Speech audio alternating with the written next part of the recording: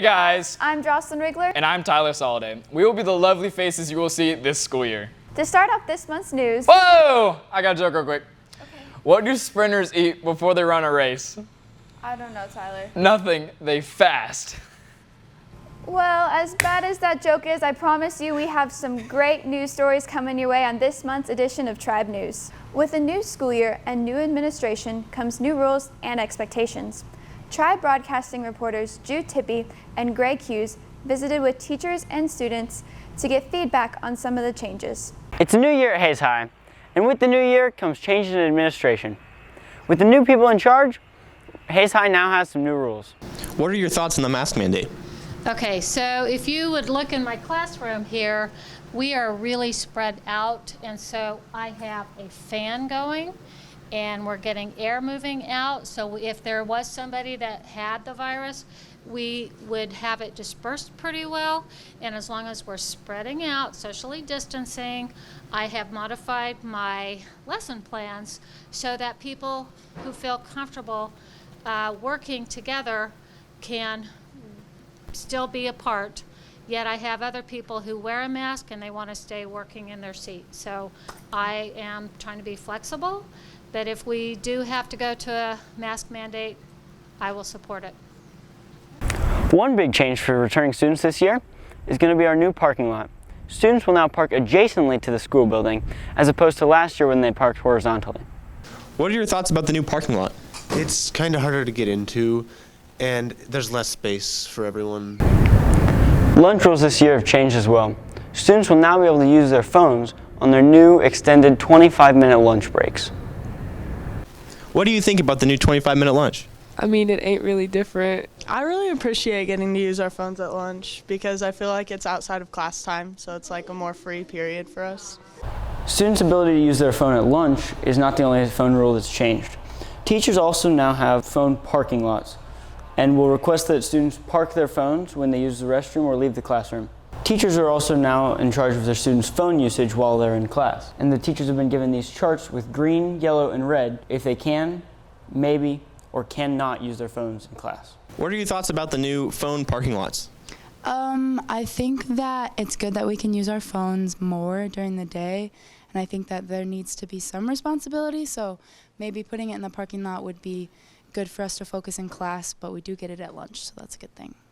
This has been Jude Tippy and Hughes reporting for Tribe Broadcasting. After the 2020-21 school year, Stuco advisors Mrs. Alicia Brungart and Mrs. Kathy Wagner resigned for their positions after many years.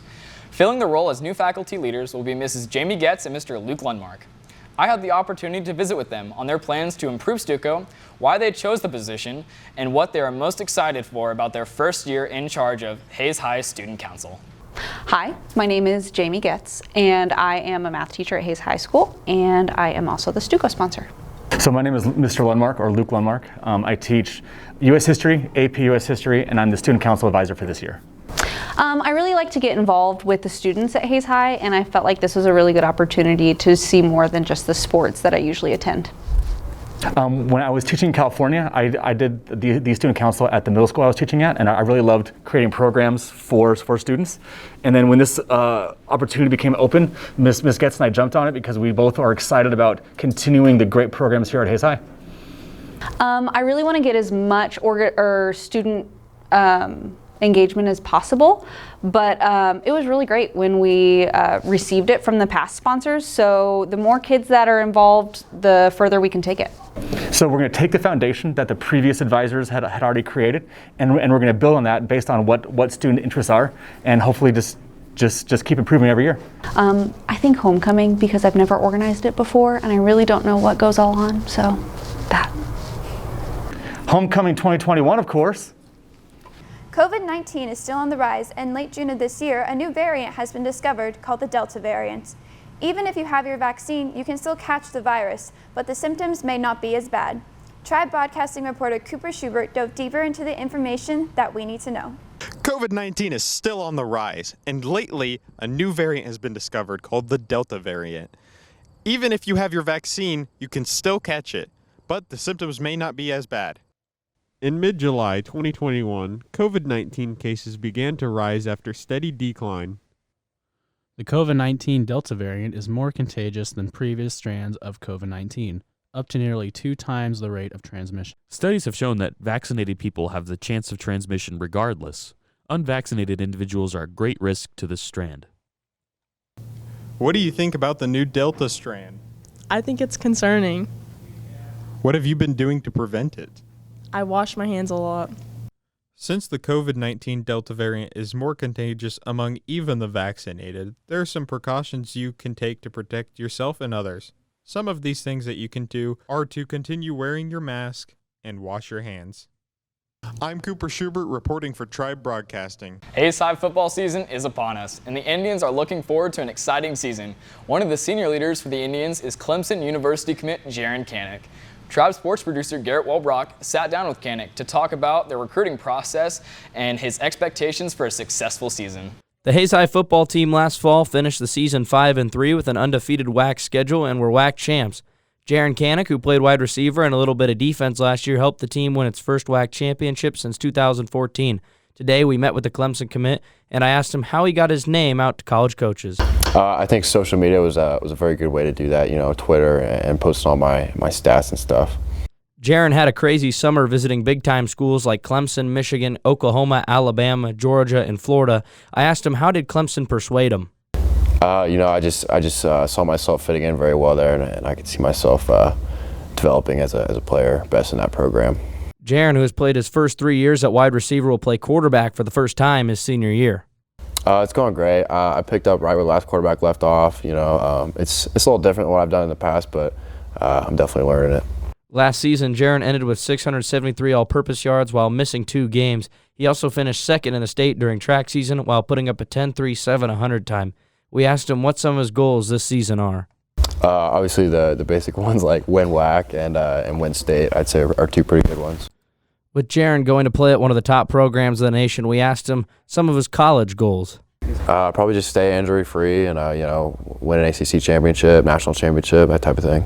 He is leaving at the semester to head to Clemson for spring practice, and we asked him what he'll miss most from Hayes High. Just game day with the boys and, hang out with the guys, that type of stuff. We wish Jaren the best and hope he has a successful career at Clemson. Reporting for Tribe Broadcasting, this is Garrett Wellbrock. Indian head football coach Tony Crow is ready to begin his 5th year and has high expectations for his team as they start their season with 2 home games against the Blue Aces from Wichita East and the Panthers from Great Bend. Tribe Broadcasting reporter Taylon Doeschot sat down with Coach to talk football. What are you most excited about for the season? I'm really excited just to be able to have a normal season again and get out there and play a normal football season. After last year was weird, and excited to get out there again, and just really excited to get this group of seniors out here that that we've been with for 4 years and see what they can do their senior season. And what are you most looking forward to of the season, though? Just have an opportunity to get out and compete for a league title again. Maybe try to defend that, and hopefully make a decent run in the 5A playoffs. And it's just a fun team to be around. We enjoy every day being able to practice and just kind of letting the process dictate how far we go. What do you believe makes an excellent player? I think the first part of that is commitment. I think commitment to their team, commitment to improving themselves, commitment to the process of becoming a football player, which is a very strenuous process. I think work ethic is huge. How hard are you willing to work? And then I think just toughness. And not necessarily just physical toughness, but mental toughness. I think all those things really, there's a lot of grit involved with being a good football player, and I think those 3 things are a big part of it. And obviously there's some talent involved, but I've had a lot of great players before that didn't have the most talent. I've had a lot of good players that didn't have much talent at all.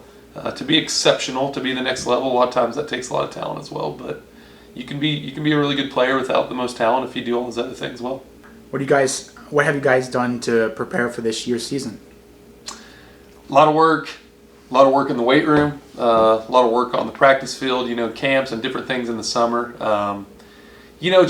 this season it's kind of accumulation. I think it's going to be of the last 4 years.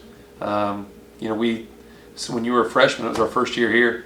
Yeah. I remember seeing you and all you guys in the 8th grade hallway, and it's it's just kind of nice because these kids have been with this group for 4 years now. This will be the 4th year, and so I think we've been getting ready for this season for the last 4 years, and it's time to kind of just put it all together.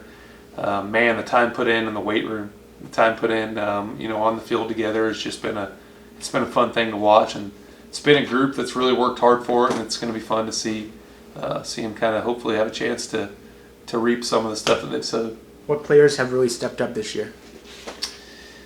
Oh, shoot. So far, just it's early, so it's hard to tell exactly.